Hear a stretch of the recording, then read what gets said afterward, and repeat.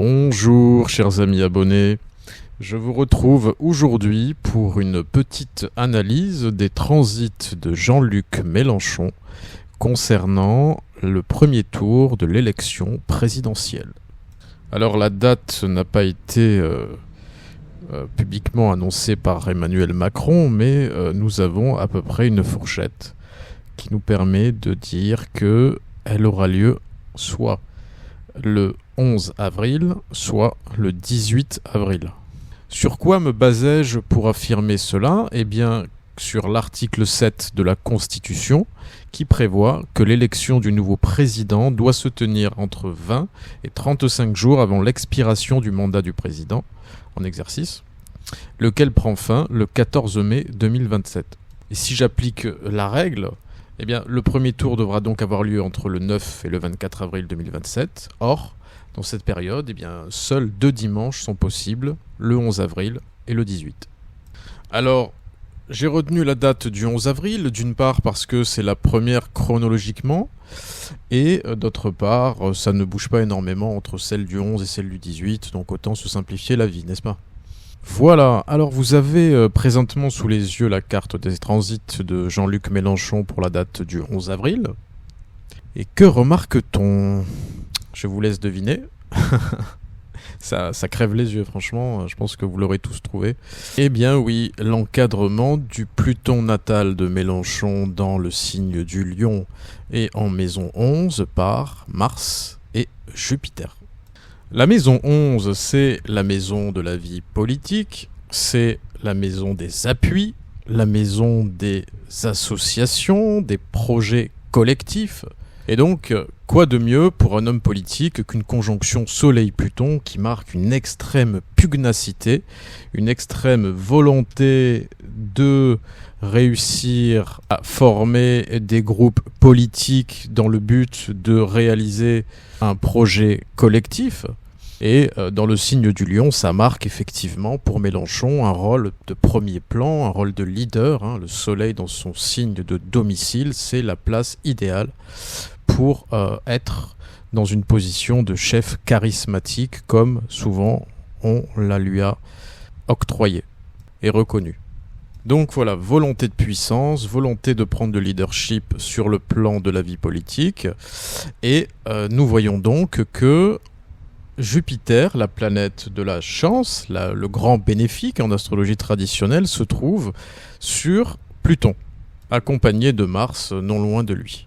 Qu'est-ce que cela marque ? Eh bien, une extension des principes que je vous ai précédemment évoqués, à savoir la volonté de puissance, la force, la combativité, l'ambition, le charisme, le leadership, peut-être aussi la manipulation. N'oublions pas que Pluton a ce travers-là qui donne chez ceux qui ont une conjonction Soleil-Pluton beaucoup de rouerie, beaucoup de manipulation, de manœuvres cachées pour atteindre leurs objectifs. Et Mélenchon, à mon avis, est plutôt un fin stratège. On le sait, tout le monde le sait. Il est capable d'adapter des stratégies politiques en fonction de son électorat, en fonction des possibilités qu'il a de gagner ou pas. Ce qui fait d'ailleurs qu'il a pris un virage politique, c'est pas l'objet de cette vidéo, mais on pourrait dire que par rapport à ces jeunes années de militant politique et même de sénateur politique, plutôt dans un certain conformisme socialiste qui en faisait un laïciste assez convaincu, qui était un farouche défenseur de la laïcité. Aujourd'hui, on voit qu'il a pris un virage plutôt religieux, traditionnel, en s'appuyant notamment sur la communauté musulmane qu'il promeut à travers ses discours. Donc voilà, l'être est capable de mensonges, de manipulation pour servir ses objectifs politiques, pour gagner le pouvoir. Soleil-Pluton, ça donne une énorme envie de gagner le pouvoir. Donc Mars-Jupiter vont accentuer cette énergie déjà présente dans son thème natal. Et donc il va sortir le grand jeu, ça va être de grandes déclarations tonitruantes, à mon avis beaucoup d'invectives, beaucoup de charges. Et aussi potentiellement beaucoup d'attaques qu'il subira également. Ça, c'était la première des choses. La deuxième des choses, beaucoup moins reluisante pour lui, et à mon avis beaucoup plus pénalisante, beaucoup plus, je dirais même, rédhibitoire sur le plan de la sanction des urnes, c'est ce Saturne qui vient coller son Jupiter en maison 7. Saturne qui se trouve dans le signe du Bélier, donc son signe de chute, c'est pas l'endroit où il est effectivement le mieux placé. Il apporte sa note effectivement de accentuée par le fait qu'il est déjà le grand maléfique en astrologie traditionnelle, mais là en plus il se trouve mal placé de surcroît, donc ça accentue le caractère nocif de l'astre. Jupiter en maison 7 dans le signe du Bélier marque ici les contrats, n'est-ce pas, avec le peuple. Pourquoi ? Parce que la maison 7 représente les contrats, Jupiter est maître du fond du ciel, donc ça traduit pour moi un contrat avec le peuple. C'est ça que ça symbolise dans son thème, puisque c'est un homme politique et que le fond du ciel, dans le thème d'un homme politique, représente la nation, le peuple. Et donc ici, Jupiter vient nous parler de contrat avec le peuple. Contrat suprême, si vous voulez. C'est plutôt positif, s'il n'y avait pas ce Saturne, ça serait plutôt bien. La symbolique serait plutôt forte, mais malheureusement, ce n'est pas Jupiter qui est sur Jupiter, c'est Saturne, le grand maléfique, qui se trouve sur son Jupiter, planète d'autorité s'il en fut.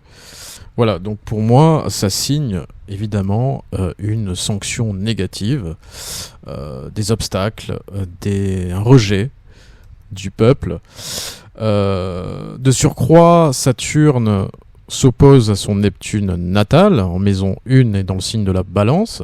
Donc Neptune, c'est l'idéal collectiviste qu'il incarne, c'est l'inspiration effectivement à un idéal collectif représenté par la planète Neptune, qui signe effectivement plutôt, on va dire, la gauche en politique.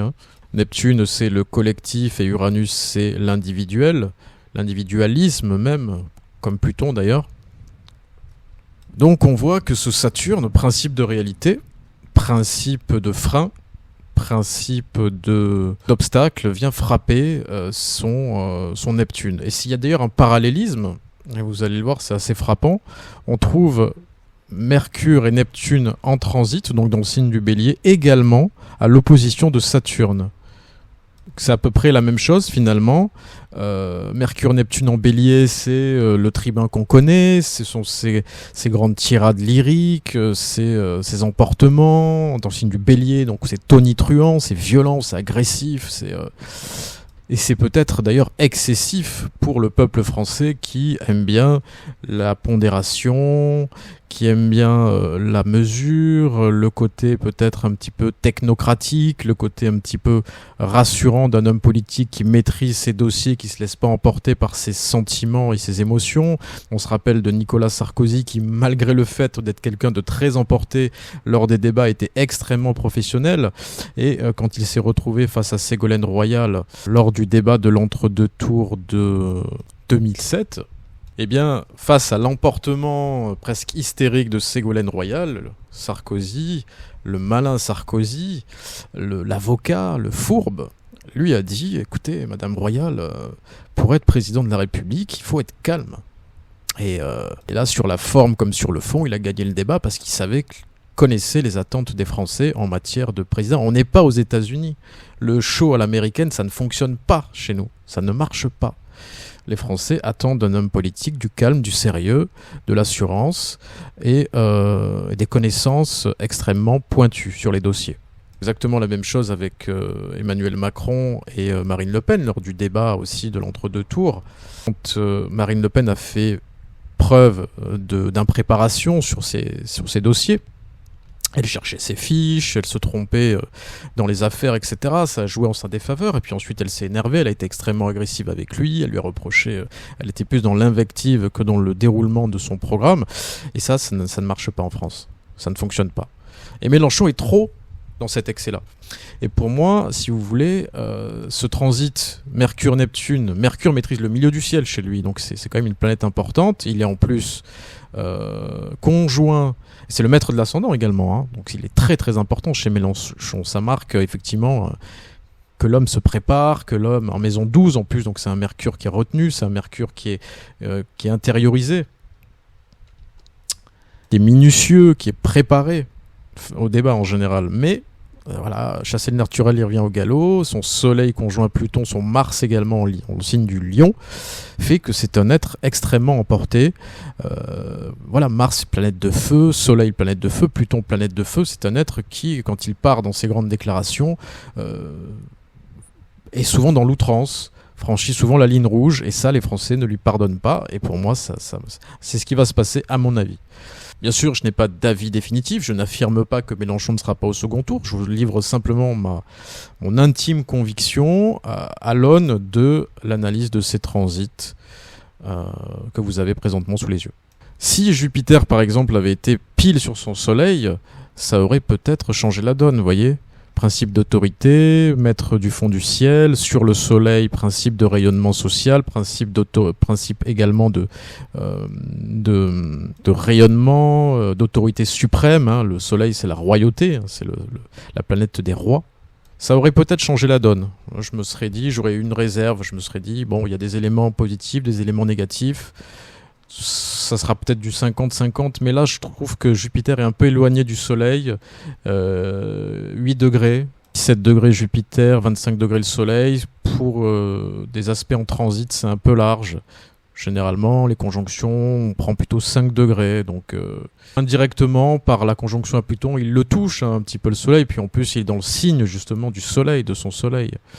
Mais je sais pas, j'ai l'impression que c'est un peu light, quoi. C'est un peu light.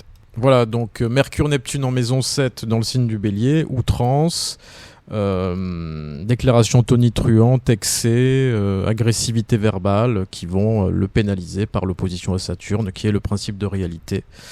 Voilà, le principe de la mesure, de l'ordre, de la pondération, du recul. Et comme à son habitude, il va sûrement en manquer. D'autant plus qu'il n'est plus tout jeune maintenant et que les nerfs sont peut-être plus difficiles d'être gardés quand on arrive à un certain âge. Voilà. Et je pense que ça sera sa dernière échéance électorale. Hein. Je ne pense pas qu'il se représente en 2034, si j'ai bien compté. Voilà, écoutez, je pense que j'ai à peu près fait le tour de ce qui, moi, m'a paru important. Plus anecdotiquement, la Lune est sur le milieu du ciel, dans le signe des Gémeaux. Bon. Ok. Elle est au carré de sa lune natale, ce qui n'est pas non plus excellent. Hein. La lune, c'est le peuple, c'est l'image publique. Une lune carrée à la lune, bon, c'est pas idéal, quoi. Mais elle est au sextile de... Attendez, je regarde. Sextile de son soleil, oui. Ça contrebalance, effectivement. Bon, ça reste la Lune, hein. C'est une planète extrêmement rapide qui n'a pas énormément d'impact dans les transits, sauf si elle vient se mêler avec des lentes, ce qui n'est pas le cas ici. Vous voyez, on retrouve aussi Vénus dans le signe des Poissons, donc exalté, qui est assez proche de sa Lune. C'est clair qu'il y aura sûrement un engouement, qu'il y aura sûrement quand même des soutiens massifs, peut-être une montée en termes de suffrage. Hein. Il est possible qu'il fasse un score peut-être très honorable, voire même au-dessus de ce qu'il faisait habituellement. Mais de là à dire qu'il se retrouvera au second tour, ça me paraît beaucoup plus hasardeux, beaucoup plus compromis. Voilà où j'en suis au stade de ma réflexion en voyant ces transits. Eh bien écoutez les amis, j'espère que cette analyse vous aura plu, n'hésitez pas à la commenter. Pour ceux qui s'y connaissent un petit peu en matière d'astrologie, n'hésitez pas à me donner vos points de vue sur peut-être des choses qui m'auraient échappé ou qui pour vous revêtraient une importance qui pour moi n'aurait pas été décisive. Et surtout mettez-moi un petit pouce pour le référencement, ça m'aide beaucoup à faire connaître ma chaîne qui est... à ses balbutiements, elle est toute fraîche, elle est toute jeune. Voilà, je donne aussi des consultations. Pour ce faire, si jamais vous êtes intéressé, rendez-vous sur mon site david-astrologue.fr. Je donne des consultations téléphoniques, mais également je rédige des thèmes astro ou des transits ou des révolutions solaires au format PDF que vous aurez généralement entre 24 et 48 heures, 72 heures au maximum. Je vends aussi des livres que j'ai traduits, d'astrologues anglais notamment, et également des livres que j'ai moi-même écrits. Donc vous avez Approche astrologique de la perversion narcissique qui décrit par le menu toutes les configurations qui président à ce type de trouble de la personnalité. Et un livre plus général qui comprend diverses branches et sous-branches de l'astrologie.